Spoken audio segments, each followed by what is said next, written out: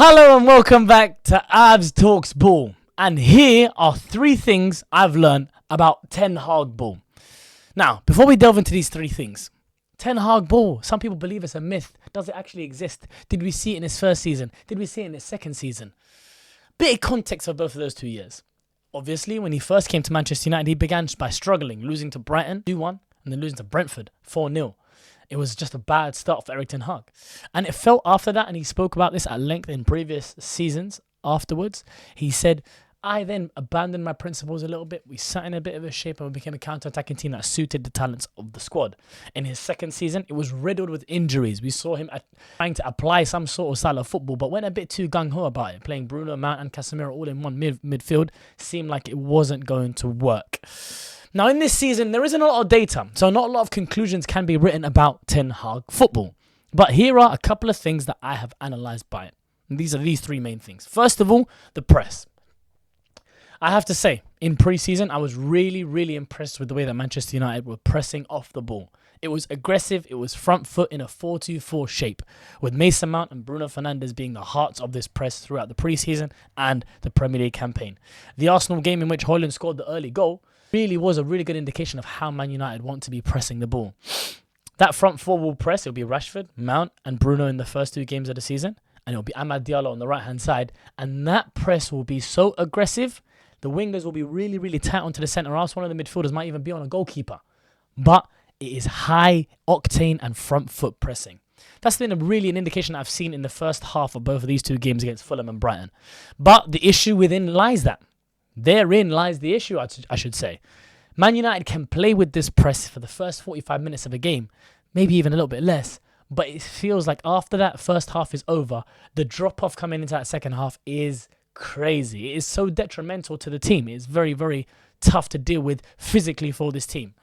And now, when Ten Hag has been asked about that, after the Fulham game, for example, about the fitness and application of the team, he spoke about the fact that some of the members of the team came late into the preseason, so they didn't have a complete full preseason. And he came in under a bit of criticism for previously saying after the Community Shield, my squad is not. I'm not ready with the current squad that I have. I think what he meant by that is the physical capabilities of the squad, which should improve throughout the season. Now, a couple of things have also changed about Man United that does allude to the press. Number 1, the signing and confirmation of the signing by Fabrizio Romano, who's the best in the game, that Manuel Ugarte will be joining Manchester United. What does that do? What does that mean? It means that one of the biggest issues in the press that we've had has been that double pivot of Kobbie Mainoo and Casemiro and how much ground they are willing to cover.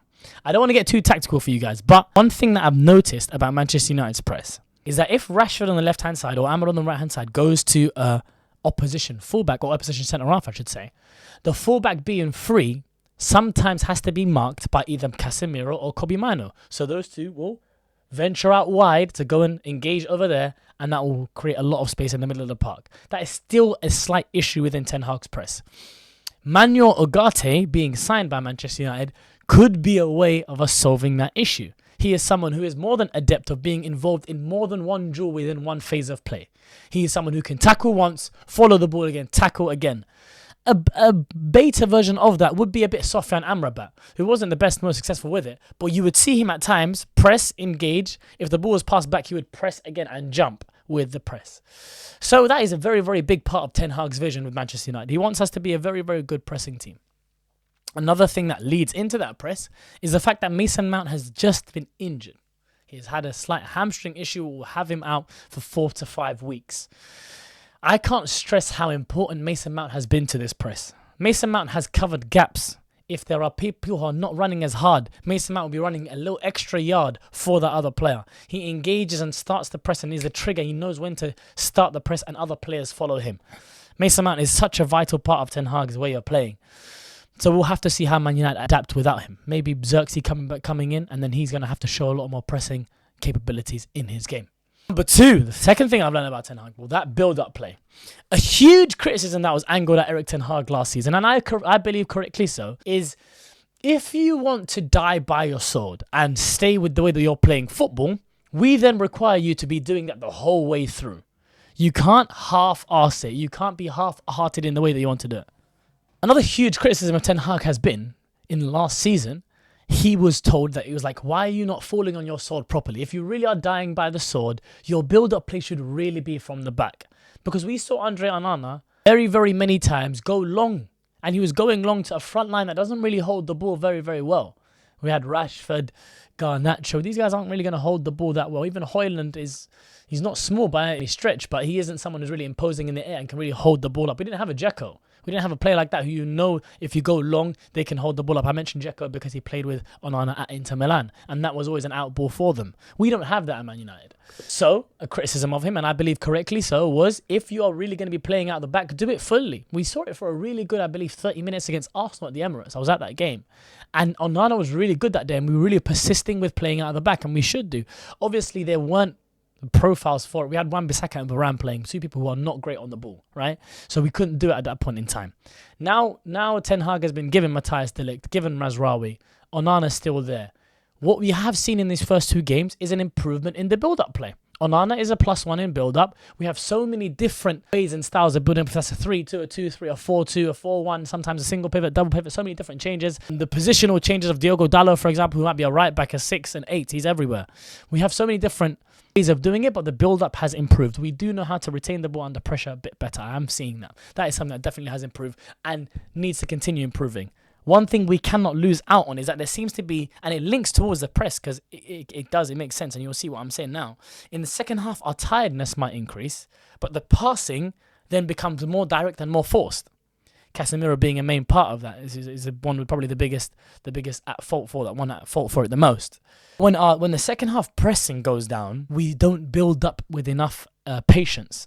And sometimes in the first half, when our energy is high and our press is really good, we're not frantic enough when we're in possession. Because we know we can create chances by winning the ball high up the pitch, I feel like we're a bit too conservative on the ball sometimes. So that's something I'd like to see from Ten Hag an improvement on, is that when you build up the play in the first phase really effectively, can you really transition that and get that quickly to the opposition box?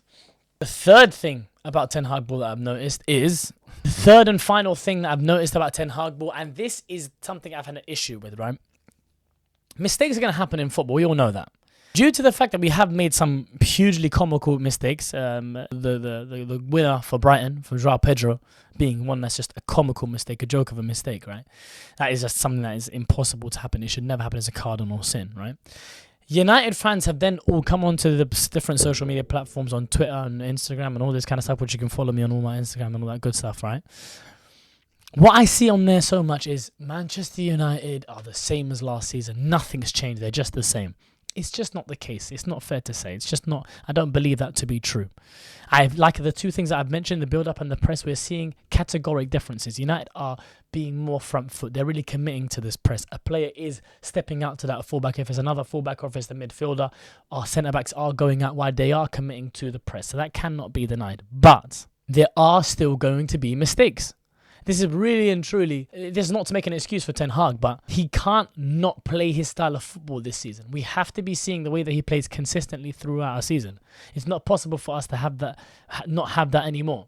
One thing he does need to improve as a manager as well is his substitutions. Because some of those substitutions in that game was horrible. Taking off Bruno Fernandes for Scott McTominay in that Brighton game was horrible. Taking off Maguire for Matthias de Ligt, it didn't make any sense. You don't take off a centre-half with like 10-15 minutes left of the game. It just doesn't make sense. They haven't adapted to the pace of the game. So if Ten Hag improves on these things that I've said, some things that are going well already, the press and the build-up, and then is able to reduce the mistakes that the players make, which is going to happen inevitably, but try and manage them as much as possible, and make better substitutions, I don't see why Man United can't have a good season this year. You guys let me know what you think. What do you think about Ten Hag? Are you convinced? Are you not convinced? Will he even last till the end of the season? I really, really appreciate you guys' comments so far that I've been seeing on the videos so far. Let me know your thoughts, I want to hear you guys' takes, so let me know what you guys think.